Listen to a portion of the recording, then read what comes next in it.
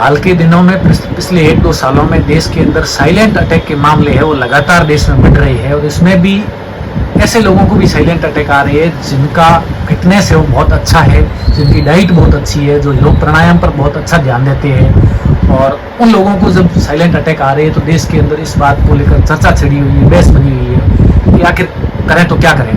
क्योंकि जिन लोगों का खान पान अच्छा नहीं है या जिनकी दिनचर्या है वो अस्त व्यस्त है, या जिनके पहले से ही कोई छोटी बड़ी बीमारी उनको हो रखी है, तो उनके तो दिक्कत लाजिमी बात है। लेकिन जब एकदम फिट लोग हैं, कम उम्र के लोग हैं, जिनका योग प्राणायाम दिनचर्या बहुत अच्छी है, खान पान अच्छा है, उन लोगों को साइलेंट अटैक आ रहे हैं, तो लोगों को इस बात को लेकर उनके अंदर कंफ्यूजन है कि आखिर क्या किया जाए।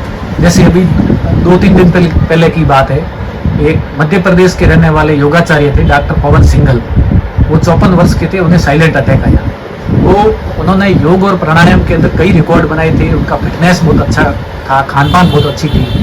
तो इस बात को लेकर आज हम बात करेंगे। हमारे साथ दिलीप जी तिवारी है जो पतंजलि योग समिति से जुड़े हुए हैं। आपके पिताजी और दादाजी भी वैद्य रहे हैं, आयुर्वेद को लेकर बहुत अच्छा बल देते थे, गौ सेवा से जुड़े हुए हैं, योग से जुड़े हुए हैं, योग की क्लासें जिले भर में लगाते रहते हैं, योग क्लासों में जाते हैं, स्कूलों में जाकर योग सिखाते हैं। तो ये तीसरी पीढ़ी है जो योग आयुर्वेद और गौ सेवा से जुड़ी हुई है। तो आज उनसे बात करेंगे आखिर क्या कारण है कि जो फिट लोग हैं उनके अंदर भी साइलेंट अटैक आ रहे हैं, आम आदमी को तो बाकी लोगों की छोड़ ही दी जाए।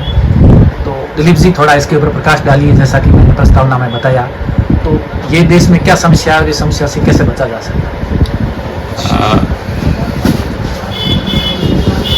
देखिए अजय जी, सबसे पहले तो मैं आपका बहुत बहुत धन्यवाद देना चाहता हूँ कि योग के संदर्भ में आपने ये जो बात उठाई है, बिल्कुल मैं मानता हूँ आज के समय में सोशल मीडिया में अगर व्यक्तिगत तौर पे पर्टिकुलर इसी चीज़ को लेकर डॉक्टर पवन जी का जैसे आपने नाम बताया है, उसको लेकर भ्रांतियाँ फैली है कि जब योग इतना टाइम से ये कर रहे हैं फिर भी इनको साइलेंट अटैक कैसे आ गया।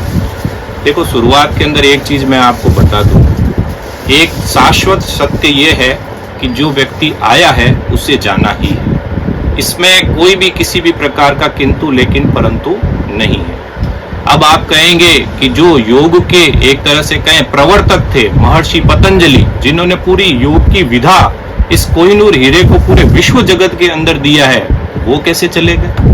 बात करें हम महर्षि दयानंद सरस्वती जी की, इतने बड़े योगी थे, 16 बार उनको जहर दिया गया, 17वें बार के जहर के अंदर उनका देहावसान हुआ, वो कैसे चले गए।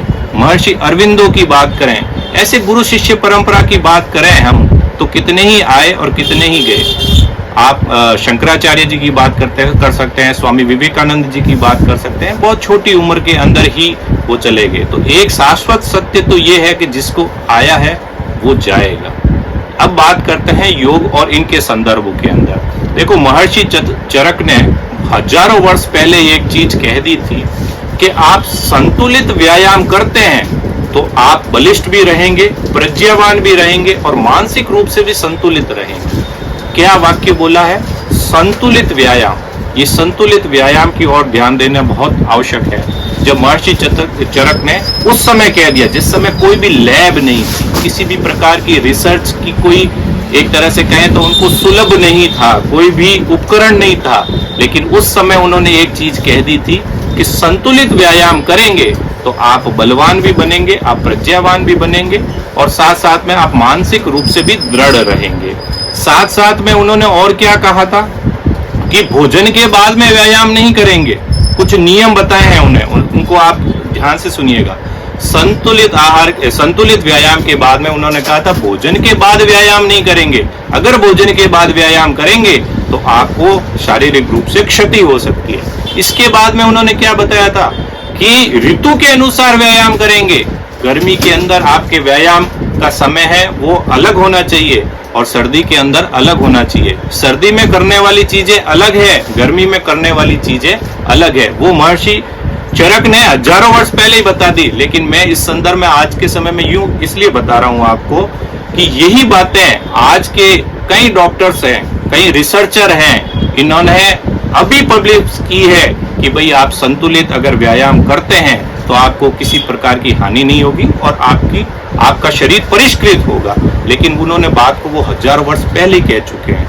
तो मैं आज आपके इसके संदर्भ में जहां तक इनकी बात है, तो देखिए 1 बजे उठ के और आपको करना, ये मुझे तो नहीं लगता कि महर्षि चरक ने या एक तरह से कहें महर्षि पतंजलि ने कभी कहा हो कि रात की 1 बजे उठ के आप योग कीजिए, फिर 3 किलोमीटर दौड़िए। हाँ, एक बात और बताना भूल गया, महर्षि चरक ने यह भी कहा था कि जितनी आपकी क्षमता हो उतना व्यायाम कीजिए, ज्यादा पसीना आए तो व्यायाम मत कीजिए ज्यादा।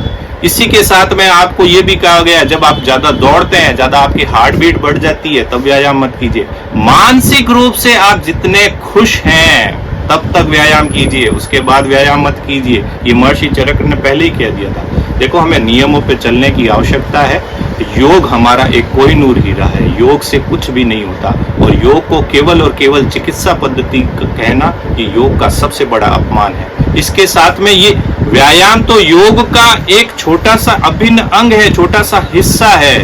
योग तो अपने आप में विशाल, एक तरह से कहें तो विशाल रूप से परिप्रेक्ष्य में देखने की आवश्यकता है।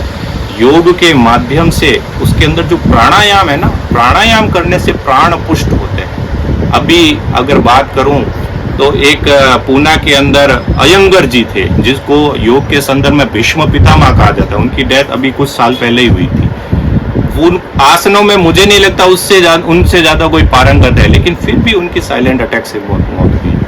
लेकिन वो किस कारण से? क्योंकि उन्होंने आसनों पर ज्यादा बल दिया, प्राणायाम के ऊपर कर दिया। मैं उनके ऊपर कोई भी कुछ भी बोलने के लिए पात्र तो नहीं रखता हूं, फिर भी मेरा एक कहना है कि हमें जैसा हमारे महर्षि पतंजलि ने योग के संदर्भ में और अनेक गुरुओं ने जिस संदर्भ में, जिस नियमावली के साथ में करने की आवश्यकता पर बल दिया है, हमें उस पे करने की आवश्यकता है।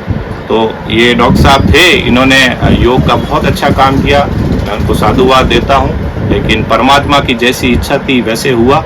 लेकिन और भी इसमें कई फैक्टर हो सकते हैं, जैसे कि अभी जो फूड है, आपने कहा जैसे कि बहुत अच्छा फूड खा रहे हैं, लेकिन अभी फूड ही सारा अडल्ट्रेटेड आ रहा है। आप क्या करेंगे? कहने को तो मैं फ्रूट खा रहा हूँ, कहने को मैं ड्राई फ्रूट खा रहा हूँ, लेकिन सारा ही अडल्ट्रेटेड फूड है। अब मैं क्या कर सकता हूँ?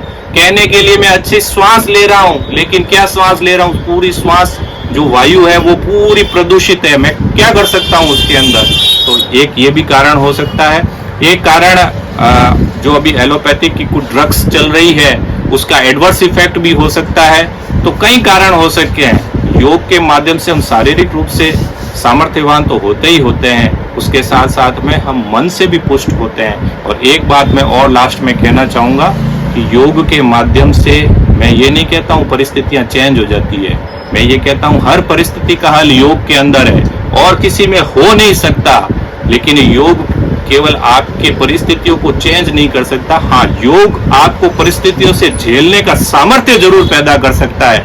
आपकी आयु परमात्मा ने जितनी लिख दी है उतनी रहेगी, वो नहीं जाएगी। लेकिन योग आपको उस आयु निभाने के लिए, एक तरह से कहूँ तो शरीर को स्वस्थ रख सकता है, लेकिन योग आपकी आयु को घटा नहीं सकता जो परमात्मा ने लिखी है। तो योग के माध्यम से हम योग को पहचानें और योग को करें और योग के अंदर ऐसी भ्रांतियां ना फैलाएं। एक छोटा सा सवाल मेरा ये है कि आपने कहा जैसे खान पान और संतुलित योग है, ये जरूरी है। इसके साथ इन डॉक्टर साहब के साथ भी है और कई लोगों के साथ भी आता है, लोग तनाव के कारण, डिप्रेशन के कारण या व्यस्त दिनचर्या के कारण योग और खान पान तो अच्छा रखते हैं, लेकिन नींद में कमी कर देते हैं या नींद उनको नहीं आती है, नींद में लगातार उनकी कटौती चलती रहती है। तो नींद एक क्या अलग फैक्टर है या क्या अच्छा खान पान और अच्छी दिनचर्या होती है तो आप नींद कम लो तो भी चल जाता है, या नींद एक अलग फैक्टर है, लेनी चाहिए? नहीं, आपने बहुत अच्छी बात कही है। जैसा जैसा योग जितना जीवन में जरूरी है, उसके साथ साथ में आहार भी जरूरी है, आहार के साथ निंद्रा भी जरूरी है। मैं ये बताना भूल गया था कि महर्षि चरक ने और हमारे जितने भी जो ऋषि हुए हैं, उन्होंने भी इस बात पे बल दिया है कि आपकी दिनचर्या, आपकी योगचर्या कैसी है, उसके साथ साथ में आपकी खान पान, आपका आहार कैसा है, और साथ साथ में आपकी निंद्रा बहुत अति आवश्यक है। दुनिया के अंदर अगर आप देखें तो इस चीज के अलावा कोई भी टॉनिक है नहीं जो आपके शरीर को इतना दृढ़ कर सके, इतना बलशाली बना सके। केवल और केवल नींद है। नींद जो है, जो हम रात को सोते हैं, मैं आपको अजय जी बताना चाहूंगा, मिलानी नाम का एक द्रव्य जो दिमाग के अंदर 0.053 से 5 ml तक है ना वो स्रावित होता है, उसके कारण से नींद आती है और नींद के अंदर हम स्ट्रेस और तनाव से दूर हो जाते हैं। ऐसा योग के अंदर भी जब हम भ्रामरी प्राणायाम करते हैं वैसी स्थिति आती है। अगर भ्रामरी प्राणायाम करते हैं तब भी आपका स्ट्रेस और तनाव खत्म होता है। तो नींद परमात्मा ने जो टॉनिक नींद के रूप में दिया है, अपने जितने भी सेल्स हैं, टिश्यूज हैं जो रीजनरेट होते हैं वो नींद में ही होते हैं और कोई हो नहीं सकता। तो परमात्मा ने अगर नींद बनाई है तो बहुत जरूरी बनाई है और इसको भी संतुलित रूप से लेने की जरूर आवश्यकता है। ना तो ज्यादा लेनी है और ना ही कम लेनी है। ये हमारे शरीर को वापस रीजनरेट करता है, सेल्स को रीजनरेट करता है, टिश्यूज को रीजनरेट करता है, यहाँ तक कि ऑर्गन्स के कुछ पार्ट अगर खराब हो गए हों तो उनको भी रीजनरेट करने का काम नींद करती है। तो आहार, नींद और योग ये तीनों ही आप देखे जाएं तो हमारे जीवन के लिए अभिन्न अंग।